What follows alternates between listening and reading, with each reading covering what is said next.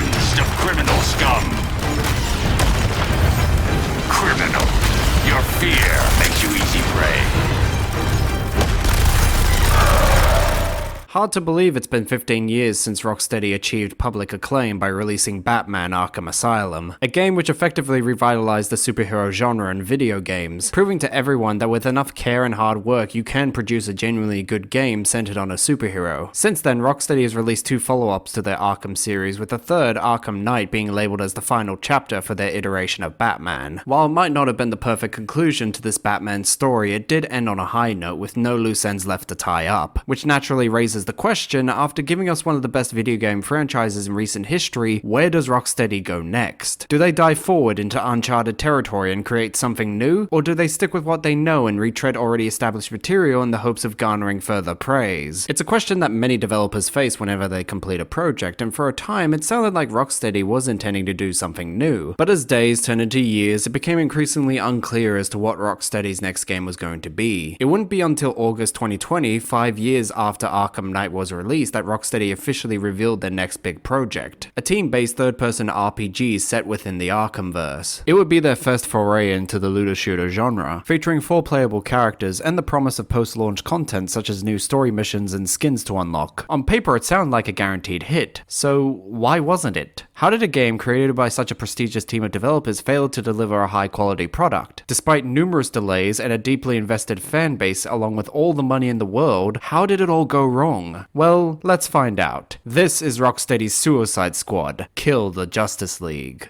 5 years after the events of Batman the Arkham Knight, Argus director Amanda Waller, played by Deborah Wilson, travels to Arkham Asylum in order to recruit 4 of the most notorious criminals in the world for her newest Suicide Squad: Deadshot, Harley Quinn, Captain Boomerang, and King Shark. She sends this ragtag group of villains into Metropolis, which is currently under attack by Brainiac, an alien warlord hell-bent on terraforming the planet to his liking. Once in the city, Task Force X gets to work assessing the situation before them, only to discover that the ones leading Brainiac's invasion are none other than members of the Justice League: Green Lantern, Superman, The Flash, and Batman, with only Wonder Woman being spared from the villain's mental corruption. But with the fate of the world now hinging on the efforts of 4 psychos and Waller unwilling to find any way to restore the heroes to their former selves, she gives Task Force X a simple mission: kill the Justice League. What follows is a campaign of destruction across Metropolis as the Suicide Squad attempts to find ways to bring down the greatest heroes on the planet. Yet with every step forward they take towards freeing the city from Brainiac, the squad realizes that killing the Justice League might be the least of their problems.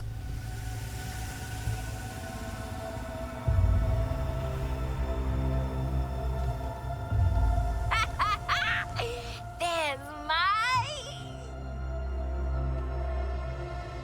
girl.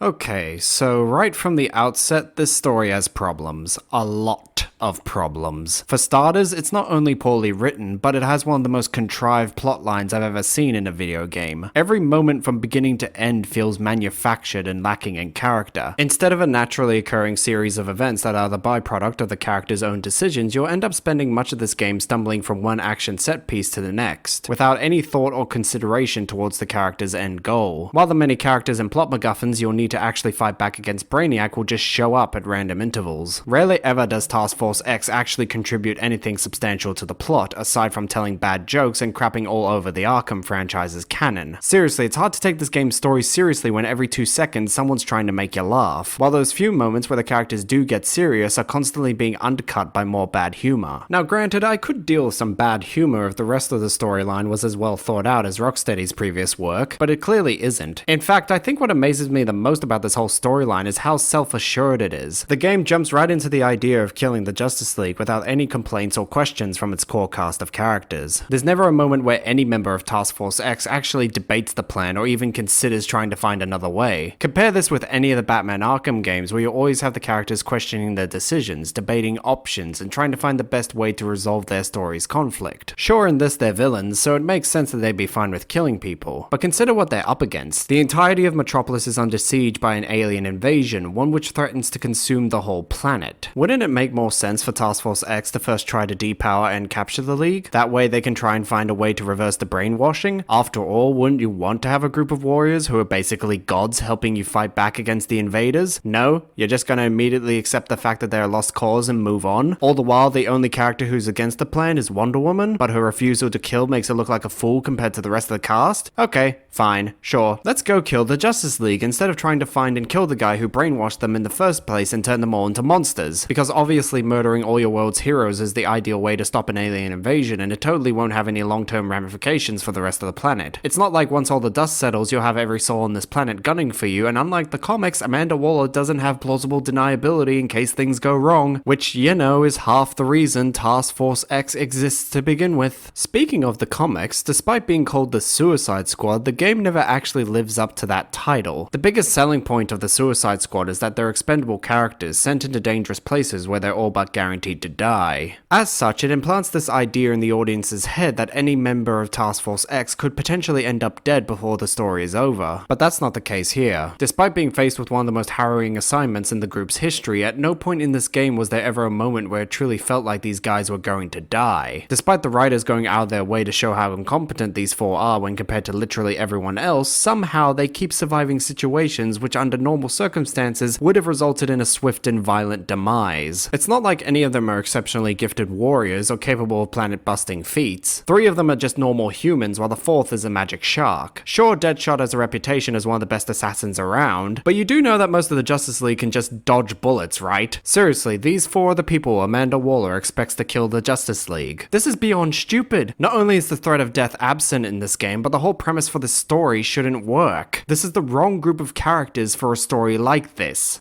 Shark, hold up. It's a... Holly, get us out of this!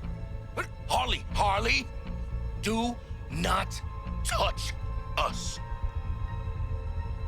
But you saying I can't really makes me want to, you know? Harley, no! Worth it. Frankly, if you want to see a real Suicide Squad in action in the Arkhamverse, then just watch Batman Assault on Arkham. Not only does it show the squad being far more competent and skilled at what they do, it also makes it clear how big the gap is between a group of supervillains and one extremely skilled superhero. The fact that Batman spends much of the film as the main antagonist goes a long way to keep the story focused on the squad, without erasing his importance to the mythos. Furthermore, the film also calls out Joker and Harley's abusive relationship in a more thoughtful manner, without having to resort to making Harley a less competent villainess who's suddenly disgusted at the idea of showing off her good looks. Meanwhile, Deadshot is both a capable leader of this team and a talented assassin who's smart enough to outwit the Joker. He ain't regulated to just making bad puns and jokes about his skin color. Seriously, this film went the extra mile to make this man look like a badass without disregarding the heart of the character. As a matter of fact, the whole squad feels far more nuanced and layered when compared to the game's version. Also, it's nice to have a Suicide Squad that actually lives up to its name. Seriously, the film makes it clear right out of the gate that nobody is safe by killing off one of its characters. A moment which is extra surprising considering this character was given the same stylish intro as everyone else, only to have his head blown off less than a few minutes later. Unlike the game, the threat of death is ever present. Furthermore, unlike the game, it actually makes sense why Waller would choose this handful of criminals for a mission into Gotham. You've got Deadshot to keep everyone on task, Harley with inherent knowledge of the city and Arkham's inner workings, Killer Frost and King Shark each provide a healthy dosage of superpowered backup, while Captain Boomerang and Black Spider complement the team's offensive capabilities. See, it's easy to understand the logic behind her thinking, and since the Suicide Squad is made up of super criminals, she has natural deniability should the authorities start asking questions. Now let's compare that to the game, which granted has 4 of the same members which were featured in the movie, although they're so vastly different from the original depictions of these characters that they might as well be classified as such. Anyway, when you consider the task of killing the Justice League, this version of Task Force X is easily one of the most ill-equipped versions of the group I've ever seen. Remember, with the exception of King Shark, none of these guys have any powers, just fancy tech, most of which they stole and have little experience with. So how are they going to realistically kill superheroes who can move faster than bullets, withstand nuclear strikes, and are basically invulnerable to any form of damage? Well, naturally, most of the game is spent trying to answer those very questions by finding various ways to kill the Justice League. But the fact that Amanda Waller didn't have a plan right from the outset should tell you everything about this whole situation. Amanda Waller, one of the most notorious characters in all of DC Comics, someone who works hard to prepare for any situation, and she didn't have a plan to kill the Justice League. She just grabbed 4 random criminals, dumped them in Metropolis, and said good luck. What a brilliant strategist. I'm your daddy.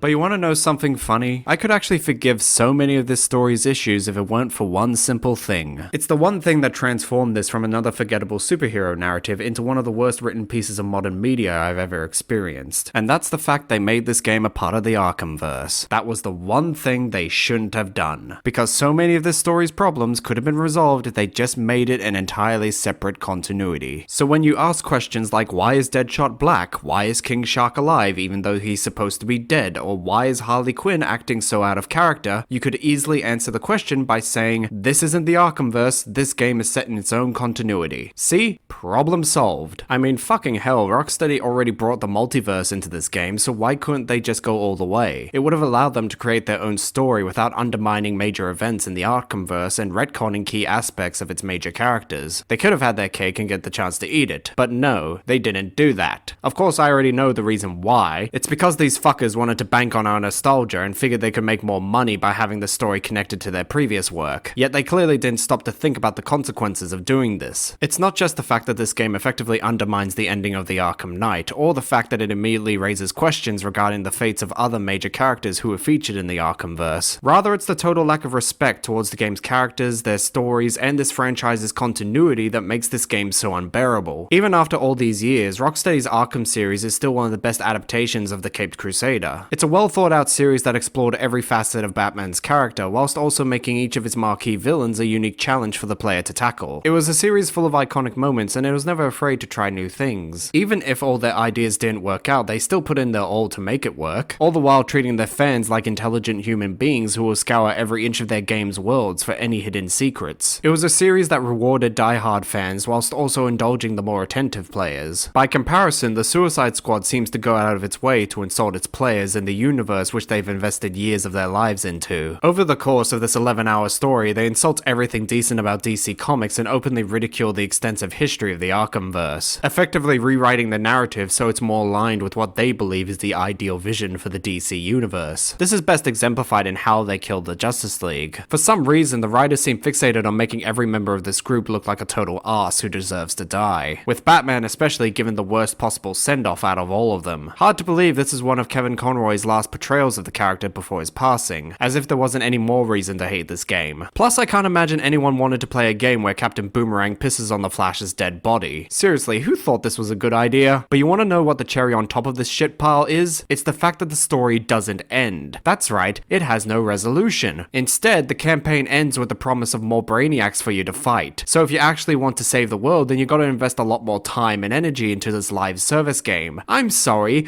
but what rational person would actually want to do that? Seriously, if you're expecting your audience to indulge in this live service bullshit, then maybe you shouldn't have spent all this time treating them like children and punishing them for liking a franchise whose main character spends the entire time dressed up like a bat. Frankly, if you want to see a DC Comics game that's able to honor Batman, reward its audience for all their time and investment without having to treat its characters like complete shit, then just play Gotham Knights. Within the first 5 minutes, it gives the Caped Crusader a far better send-off than this game ever did, whilst also effectively laying the groundwork for a genuinely compelling narrative, one that's actually unique for whichever character you choose to play as. Furthermore, it does a better job at showing us what a post-Arkham Knight Harley Quinn would have looked like. Not some psychotic idiot who's modeled after every woke woman in modern media, but an intelligent villainess who's found a way to naturally move past her issues with the Joker and now seeks to carve out her own path, whether by helping the Batman, or by pushing his successors to become their best selves. Seriously, this is easily one of the best portrayals of Harley in recent media, and I'm tired of people acting like it ain't.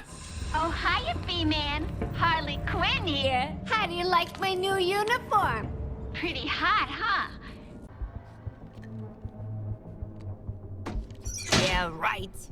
So this is how it happened. This is how the Arkhamverse dies. With a story that forces its characters into impossible situations that require an insane amount of plot armor to survive, all the while doing everything in its power to shit all over the canon which Rocksteady had meticulously crafted over 4 completely separate games. There is nothing to be salvaged from this game's story. It is easily one of the most mind-numbing, soul-crushing, and painfully unfunny narratives I've ever had the displeasure of experiencing. How anyone could believe that this is within the same continuity as the Batman Arkham games is beyond me. It's so far removed from Rocksteady's other works that it might as well be in its own separate bubble, far out of sight and far out of mind. At least if it was, it would have been just another generic comedy that tries too hard to make you laugh while not doing enough to make you feel. But as it stands, it's the worst possible continuation we could have had for this iteration of the DCU. So this is how the Arkhamverse dies. Not with a bang, but a whimper.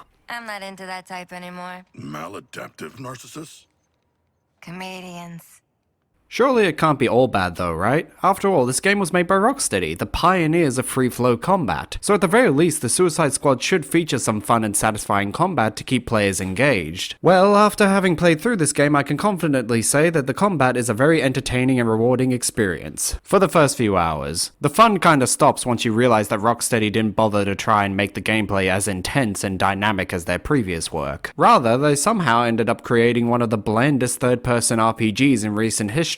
One which featured a combat loop that relies upon simple gameplay mechanics and lacks any of the complexity one would expect from these developers. Could this be a byproduct of Rocksteady's co-founders and studio heads leaving mid-development? Or is this simply the cost of them trying to create a game in a genre that they have no experience in? I doubt we'll ever truly know, so for now, let's focus on the basics of this game. At the time of writing, there are 5 player characters to choose from, 4 in the base game and 1 included in the first round of seasonal content. Unlike the Arkham games, which were purely melee focused, Kill the Justice League features a more range-style third-person combat, with every character only able to choose from 3 specific weapon classes. Your combat style will be entirely dependent on what weapons your characters can use. For instance, only Harley and King Shark can use heavy weapons, while only Deadshot and Captain Boomerang can use sniper rifles. All of these weapons function as you'd expect, with many of them even featuring alternate firing modes and additional functions to make them more dynamic. Aside from that, every character also has unique melee attacks and traversal mechanics. For example, in close combat, Harley Quinn bludgeons her enemies to death and gets around Metropolis using one of Batman's grapple guns, while Deadshot flies around the city with a jetpack and uses his gauntlets to fire bullets from close range. In addition, every character has their own shield to protect them from danger. However, should you end up taking too much damage, then much like Doom Eternal, you can replenish your shield by executing a melee attack on an enemy when properly indicated, while additional resources like ammo and grenades will be replenished just by killing your enemies normally. With every foe you defeat, you'll gradually acquire new weapons and gear, materials which you can use to craft new equipment, and slowly begin to build your ideal fighter. A task which can appear quite daunting, especially once you learn of every character's extensive skill tree, along with the various NPCs that are capable of upgrading or altering your gear. Now on paper, this all sounds pretty good. It gives the impression that there's plenty of variety to be found in the base gameplay, especially when you look at the wide roster of enemies you have to fight across the whole campaign. That is until you actually sink a couple hours into this game and you start to realize just how similar every character is, which for an RPG isn't an ideal feeling to have. RPGs are fun because of the sheer variety one can find within the gameplay. Even in a looter shooter with all the weapons one can find, it's ultimately the design of the character classes which determine whether or not an RPG will be successful or not. After all, the more differences that exist within every RPG class, the easier it'll be to encourage your players to try them out, which naturally increases a game's replay value. Consider the Borderlands franchise. Even though every class is capable of using any weapon, the developers ensured variety within the gameplay by giving every class their own unique skills and abilities, all of which can drastically alter how one approaches the combat. Like giving one character a customizable mech suit, or giving another various beasts to command in combat, or providing another with the means to turn invisible. While in the Suicide Squad, there's no real variety to be found within each of these characters. All the skill trees end with you acquiring the same time stop ability, while any of the talents you can unlock basically ask the same question every time. Do you want to increase your stats or your chances for more resources? You could see the choice to restrict certain weapons to only specific characters as a simple way to encourage players to try out those characters, if it weren't for the fact that you could swap between any of the characters at any given time while playing solo, making additional playthroughs completely pointless. Furthermore, since certain missions will actually give specific characters more XP if you play as them, the developers are basically encouraging you to never restart this game from scratch, which once again hurts the game's replay value. The key difference between each class is the traversal mechanics, since these do function quite differently, but even then they all serve the same purpose, to help you get from point A to B, although it's pretty clear that some of them are easier to handle when compared to others, which isn't an ideal distinction in a game where you're constantly trying to avoid taking damage. Seriously, I spent half of my time in combat either fighting the controls or struggling to hit anything due to how janky the traversal mechanics are. This wasn't an issue in any of the Arkham games, whose gameplay even to this day is still incredibly smooth, with the Arkham Knight going the extra mile to make sure all the traversal mechanics were as seamless as humanly possible. It's the same case with the melee attacks, where it seems like you rarely hit a mook the same way twice. Compare that with the Suicide Squad, where even if they all look stylistically different for each character, they still all function the same. With no variations in the animations, every character is essentially following the same motions throughout the entire game, which granted isn't a problem at first, but there's only so many times that you can hit someone the same way before it gets boring. While one could argue that the various super moves each character can use in the game are proof of variety within the game's combat, there's barely enough there to make a compelling case. Even if their implementation in the gameplay varies, once again they all serve the same function, which is to damage your enemies. Again, it's easy to see the problem when you compare it to literally any of the Arkham games, which had various super moves for Batman to use, and not all of them damaged his enemies. It's pretty clear that unlike the Suicide Squad, the Arkham games had variety within the gameplay.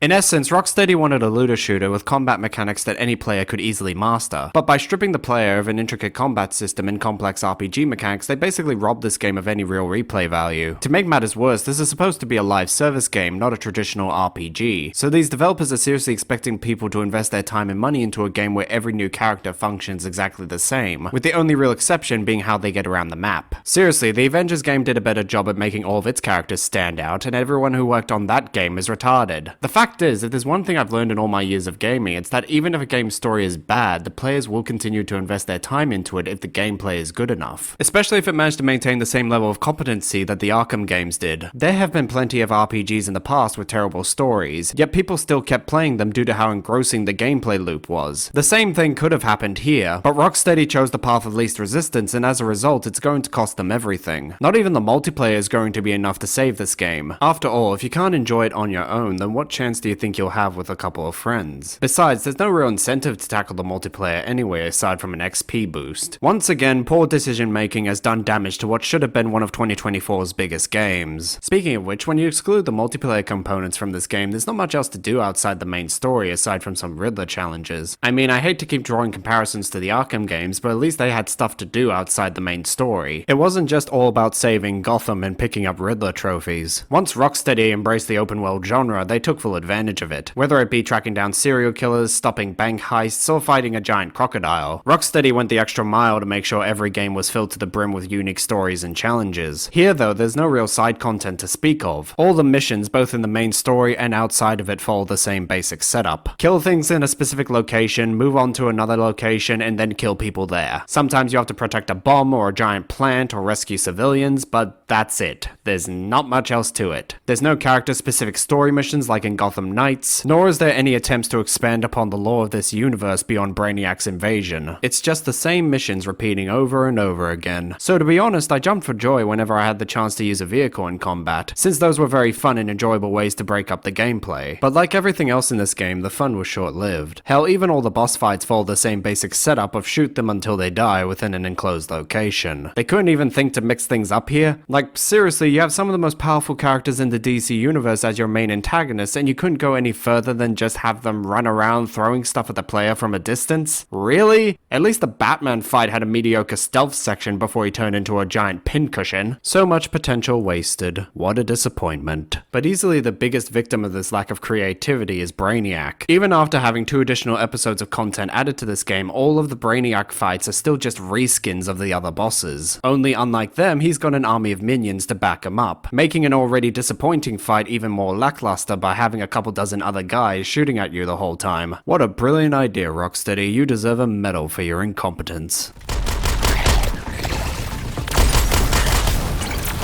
I'm gifted.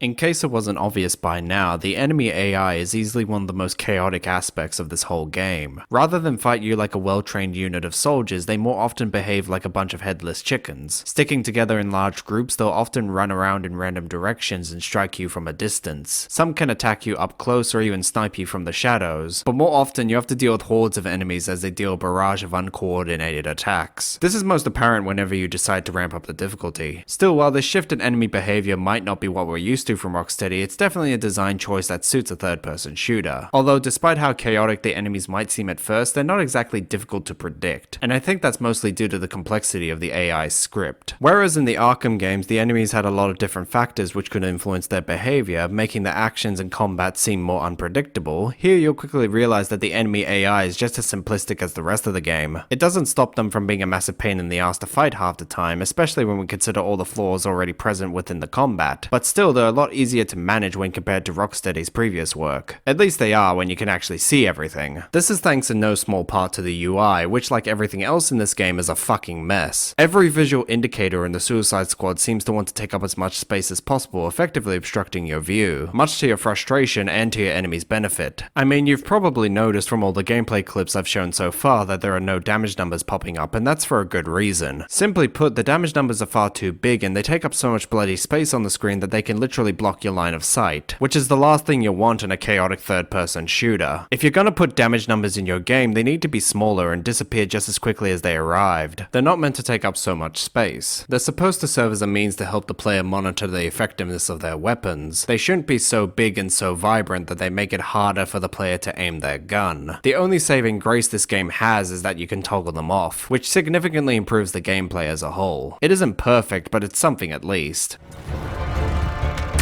Ooh, ain't looking so hot, Soups. Time to take your medicine. Brainiac opened my eyes to the inevitable. Now I'll open yours for the last thing you see.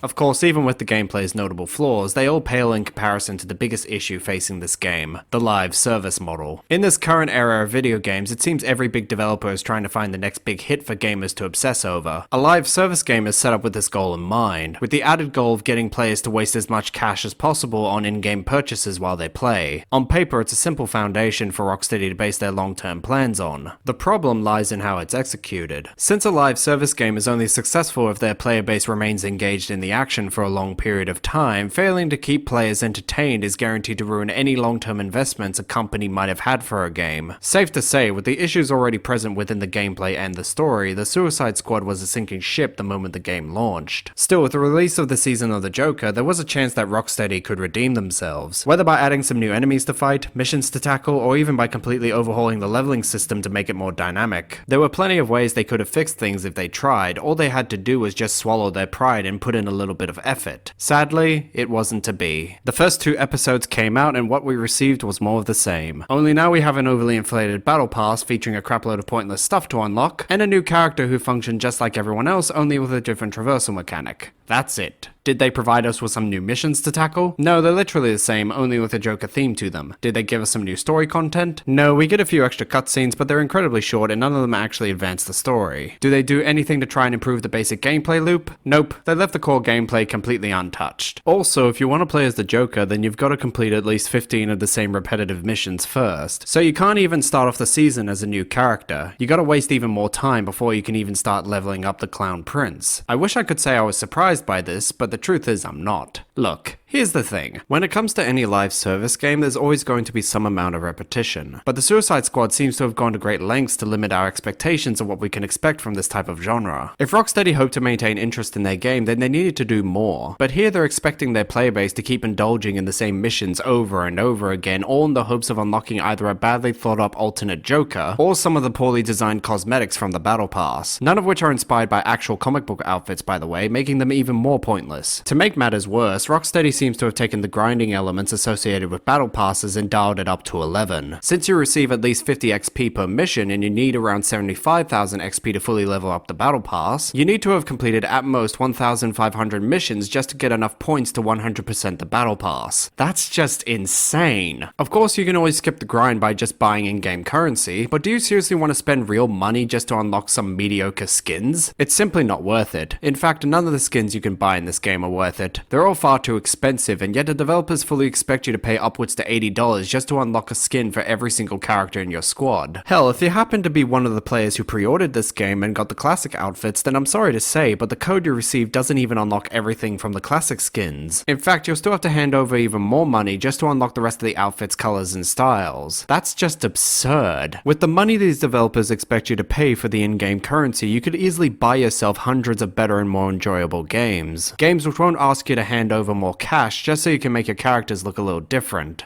But you know what they say about good intentions. You can't kill them all! You want to know the worst part about the Suicide Squad being a live service game? It's the fact that its entire life hinges on constant engagement from both its players and its developers. But if public reception is anything to go by, then this game is going to be dead long before the end of 2024. The story is trash and the gameplay is far too bland and repetitive to be considered fun, so no one's going to want to play it, meaning that all these in-game purchases, battle passes, and new cosmetics are going to be completely pointless. The simple fact is, this game doesn't have the longevity of games like Fortnite, Call of Duty, or even Mortal Kombat 1. If they'd simply taken the time to design a better game with a more engaging combat loop, things could have turned out differently. But as it is now, this was a recipe for disaster. I hope Rocksteady is proud of what they've done. They've effectively ruined what could have been a really interesting concept, costing them the trust of their fans along with the millions they could have made if they just created a better game. So the Suicide Squad fails to tell a decent story, it fails to provide you with some engaging gameplay, and it fails at being an entertaining live service game. So what exactly does this game do right? Well, normally this would be the part where I'd start delving into the game's music, but there we have a problem. A really, really big problem. Have to whack the goons caught in his crystals.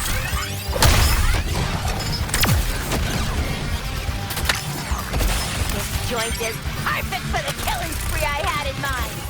Okay, I'm not going to lie to you, I actually don't have much to say regarding the music in this game. Whenever it comes to a game's soundtrack, I usually try to describe how it made me feel as I play. Did it heighten the tension, increase the tempo of the combat, or provide more atmosphere as the story's many twists and turns unfold? You know, stuff like that. But when it comes to Kill the Justice League, there's not much I can really say regarding the soundtrack. There's no single piece of music that really stood out to me, or helped in elevating the main narrative. In combat, the soundtrack is constantly being drowned out by all the other sounds featured in the game, so you're barely given the time to really notice it. Even the boss themes, which should have been a major highlight of this game, pale in comparison to the rest of the sound design. The only piece of music that really caught my attention was the main one, and that's mostly due to it being featured in the main menu, so it's literally one of the first things you notice whenever you boot up the game. Aside from that, the rest of the music is just more the same stereotypical action themes, with a bit of techno thrown in for some extra spice. There's no balance to it. It's more or less just a cacophony of mindless noise, which frankly is an accurate description of the sound design as a whole. It's just noise, designed to ring in your ears and rattle your brain, never giving you a chance to maintain focus on the gameplay, but rather constantly taking focus away from you, made worse by the fact that they had to amplify the sounds for all the in-game indicators just to ensure the player will actually acknowledge them. As a result, whenever you're engaged in combat, it can feel like you're being pulled in a dozen different directions, which isn't ideal for a game with such a chaotic combat loop. When you consider all the other variables present in this game, a little clarity would have been more appreciated. But clearly these developers didn't think about that when making this game. They sacrificed earnest sound and touching music for sensory depriving noise, much like how they sacrificed a well-crafted aesthetic for political idealism.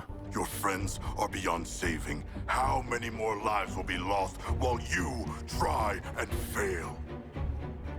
I do not need a lecture on morality from a shark.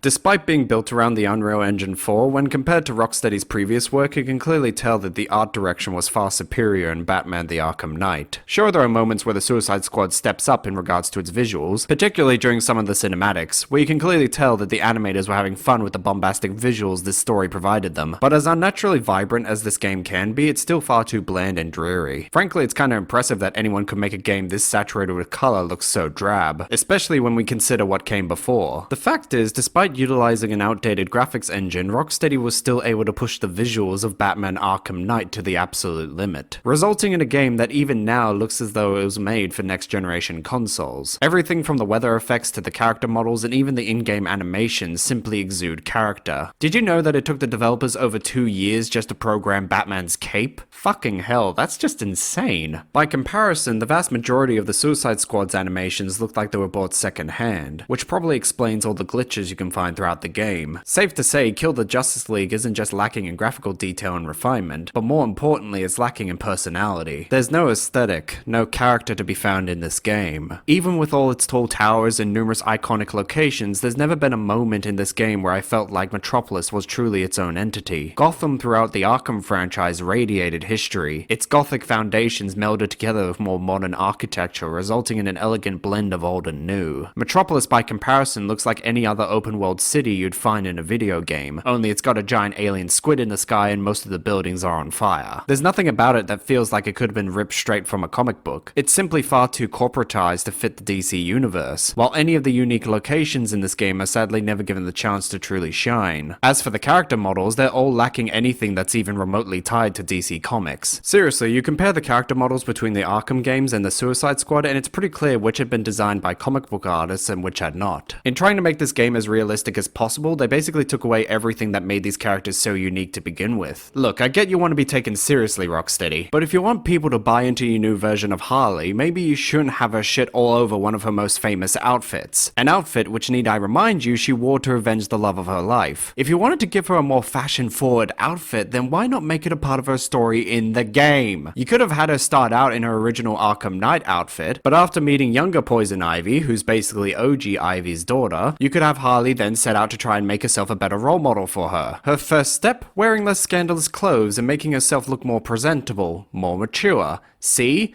It's not hard. Not everything needs to be a goddamn political statement. If you just put a bit more thought into your work, you could have had something really cool and engrossing. But no, you just keep feeding us shit and you expect us to accept it as fact. Yeah, no, fuck you, you suck, and you couldn't do visual storytelling to save your life. So in a nutshell, despite how dark and noirish Arkham Knight's aesthetic was, it was ripe with both dimension and character, while Rocksteady's Suicide Squad lacked both. Seriously, I didn't think it was possible for a game to be so vibrant and full of color whilst also being completely devoid of life. But this game proved me wrong. Oh boy, it did prove me wrong.